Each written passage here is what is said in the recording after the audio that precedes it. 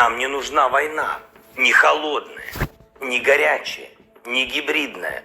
Но если на нас будут наступать войска, если у нас попытаются отнять нашу страну, нашу свободу, наши жизни, жизни наших детей, мы будем защищаться. On February 24th, just hours after Ukrainian President Volodymyr Zelensky addressed the nation, bombing by the Russian military began, followed by thousands of troops entering Ukraine. So what led to this catastrophic invasion, and what do Americans need to know?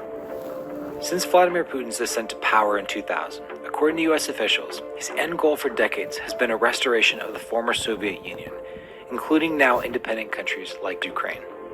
NATO, an alliance of 30 European and North American countries established after World War II, has been an effective deterrent against international aggression, but also an informal adversary to Putin's long-term plans.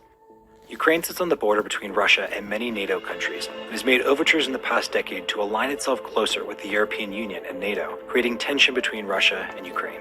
The conflict reached a critical point in 2014 when pro-Moscow Ukrainian President Viktor Yanukovych rejected an association agreement with the European Union. Following that controversial decision, massive protests began, and the Ukrainian parliament voted to remove him from office while efforts to join NATO resumed.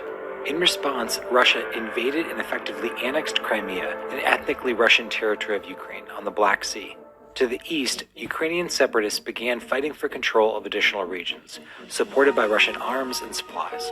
And while a peace agreement later in 2014 largely ended full-scale fighting among Ukrainians and rebel forces, it allowed separatists to create their own police force and keep political influence in the region, effectively keeping pro-Moscow rebels in power.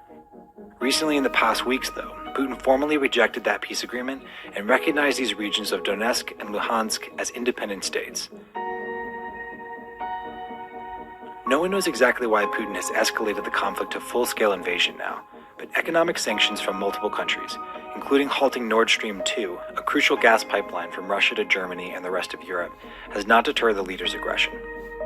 Putin has strongly denounced Ukraine's attempts to join NATO in recent years and considers their inclusion a red line in diplomatic discussions, and has described Russians and Ukrainians as one people and questioned Ukraine's right to exist as an independent country.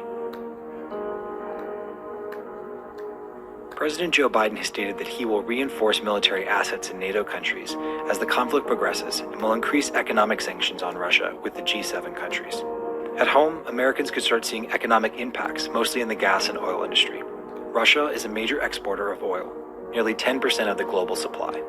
And while the U.S. doesn't import much from Russia, unrest could spook commodity markets and exacerbate the global supply chain already reeling from a 2-year pandemic crunch. No one's sure what will happen next, but a military invasion of this force hasn't been seen in years. Putin chose this war, and now he and his country will bear the consequences.